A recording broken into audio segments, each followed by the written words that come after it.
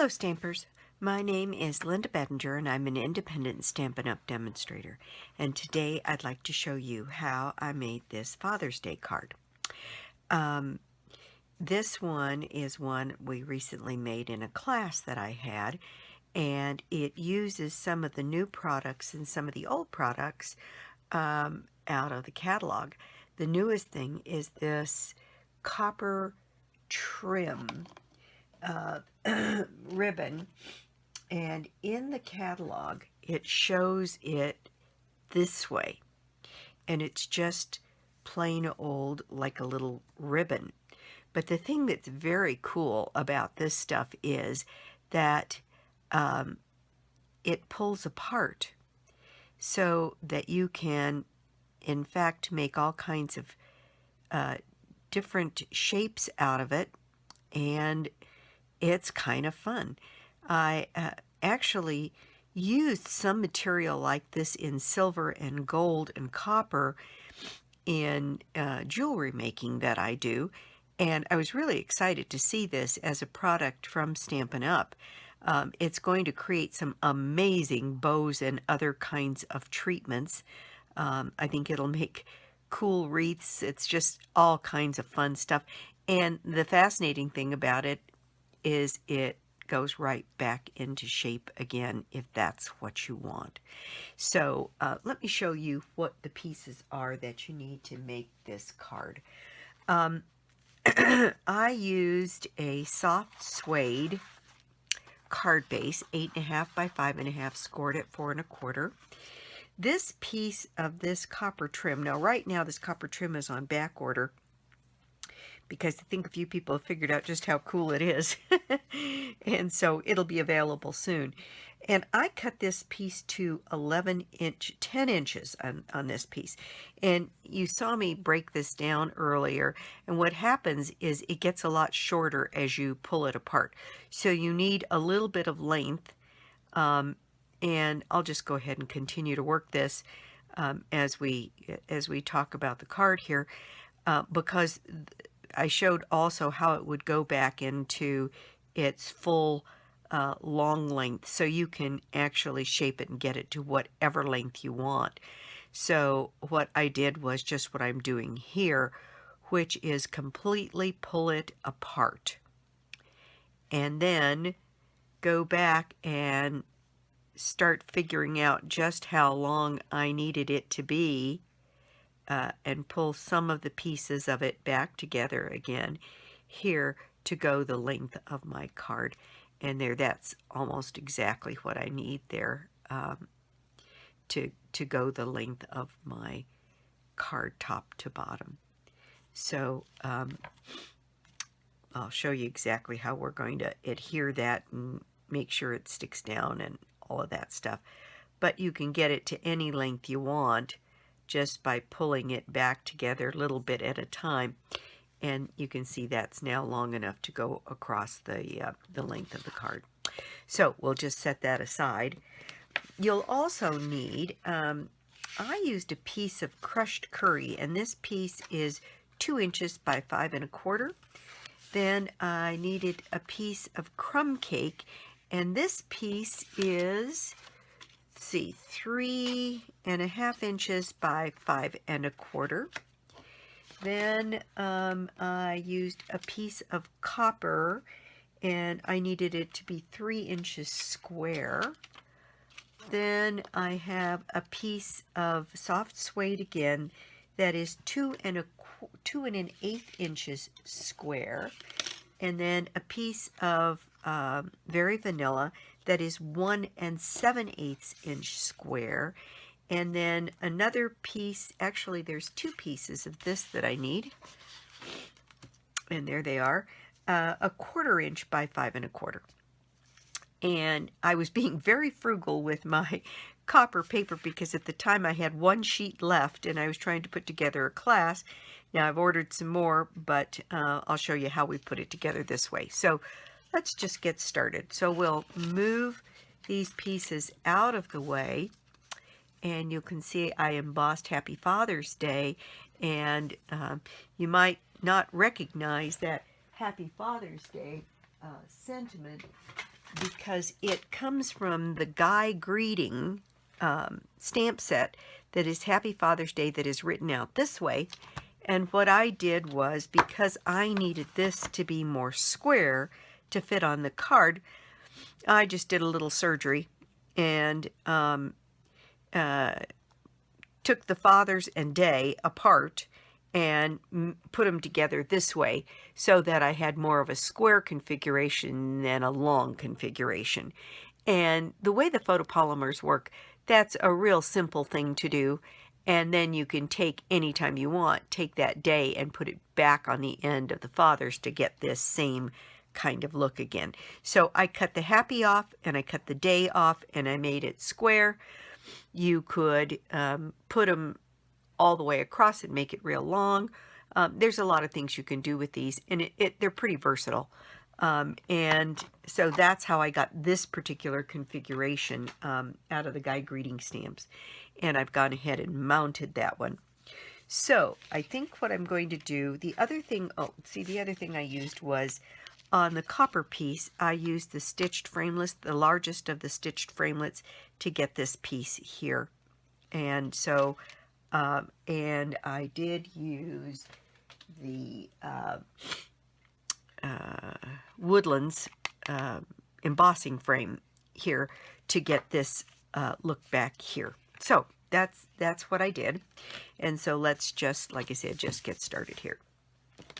So the first thing we're going to do is take our base here and fold that over and get it burnished. There we go. And then I used that embossing folder on this piece, and to save a little bit of time, I've already run mine through the embossing folder, and so here it is. And what I did was I took a dauber and a little bit of the, let's see, I think I used early espresso ink. So we'll just do that here, just to bring up the tree trunks here. So I'm just using my dauber here to highlight. Well, let me get a piece of scratch paper down here so I don't make a big mess. Again, just using the dauber on the raised part of the embossed image here to bring those trees up a little bit and the branches.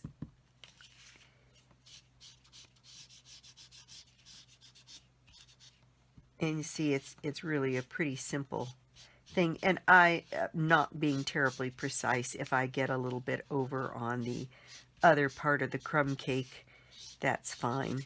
There's a lot going on this card, and I don't think anybody would notice or think it looked odd.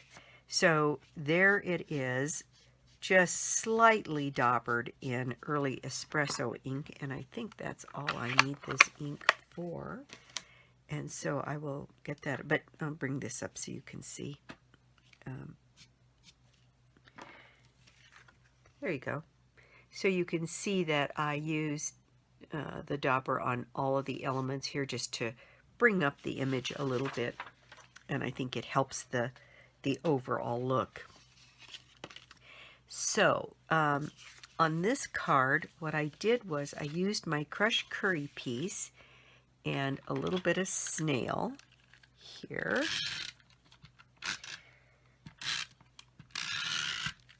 And I added that piece to the end of the card, giving it a little bit of a margin.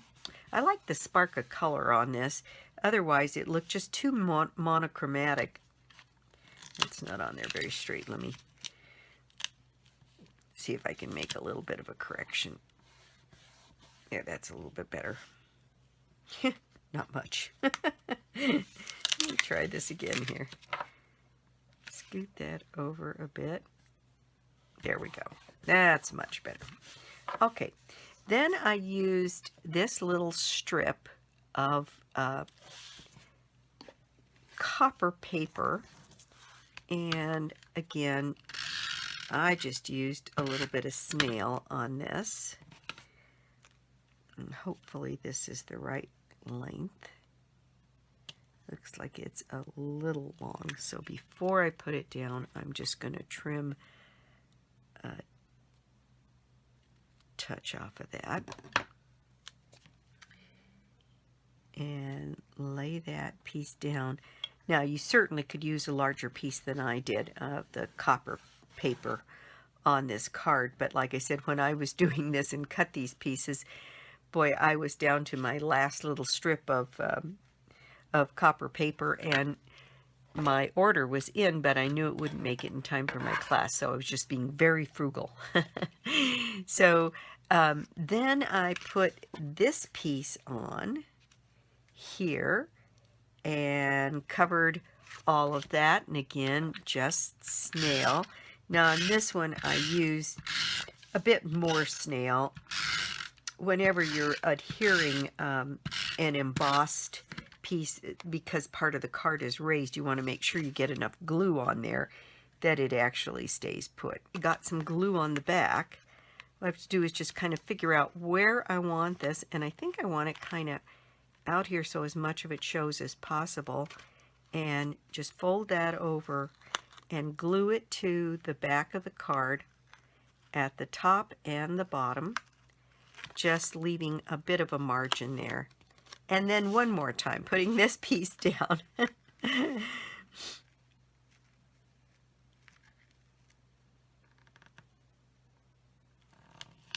There we go.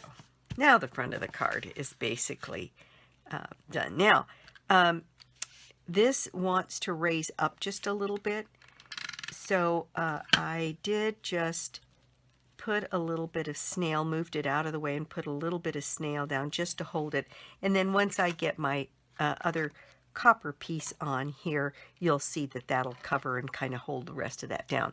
Now I have once again also run my copper piece through the stitched framelit.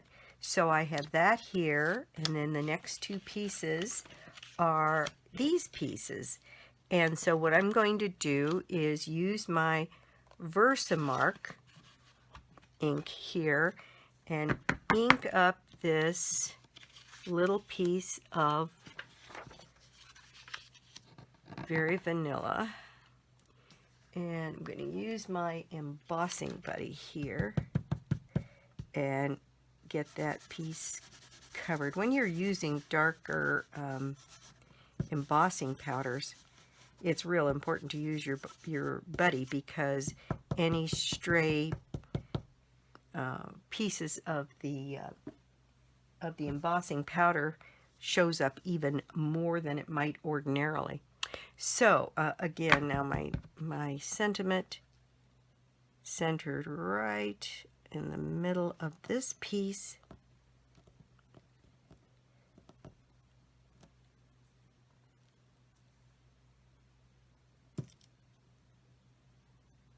There we go.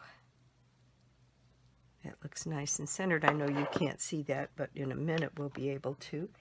And then I've got my copper embossing powder.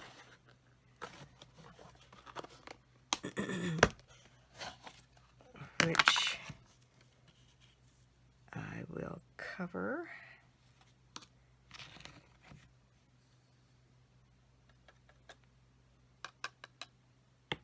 And there's my Happy Father's Day. And that looks pretty good, but I've been fooled before. So I am going to take a little brush and just go along the edges and make sure there's no stray powder in places that I wouldn't want it.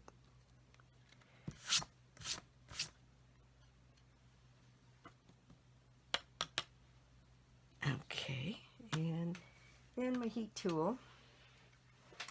And I have a backup heat tool that's not a Stampin' Up! One that I had from years ago. And I've apparently put away my heat tool, my Stampin' Up! Heat tool so well, I can't find it. So I will just use this and we'll get this embossed. It'll take just a second.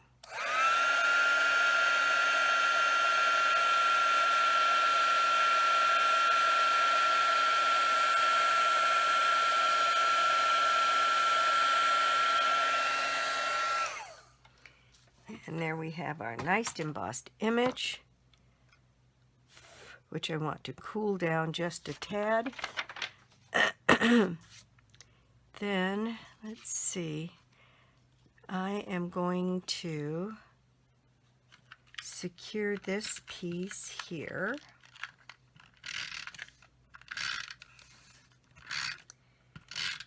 To my copper paper. Center that, and that's in good shape now. And then I will do the same thing with this piece, and then I'll raise this whole panel on dimensionals for the card.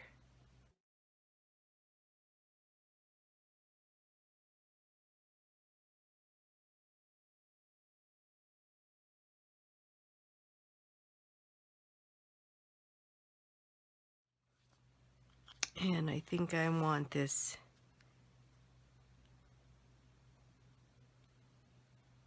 a little bit closer to this side so I can see more of that pretty ribbon, and kind of centered top to bottom. There we go. Okay. And the one thing I didn't talk about was a piece of very vanilla. Let me see if I've got a piece here. Yeah, I do. For the inside of the card. And it's 4 by 5 1/4. And I do believe I forgot to mention that. But you want to be able to see what you're writing on the inside of the card. So we'll layer that piece in there.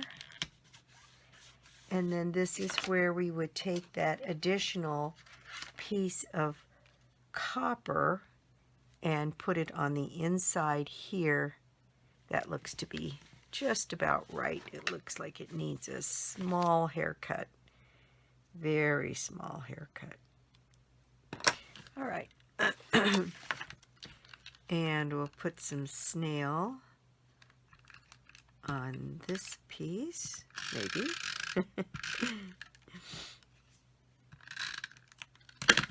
And then add this with a small margin on the edge to the inside of the card. And there we have a very nice Father's Day card. And that is the project for today. So, you can order anything that I have here on my Stampin' Up! Site, which is www.lbettinger.stampinup.net. And if you don't already have a Stampin' Up! Demonstrator, I'd love to be your demonstrator. And or you could join my team. And always there's my telephone number down below. Stampin' Up's offer is $99 for $125 worth of material. And if you join my team, I add another $40 worth of material. So it's $165 worth of material for $99. And I'd love to have you join me. So thanks so much for stopping by my YouTube channel today. And until next time, bye.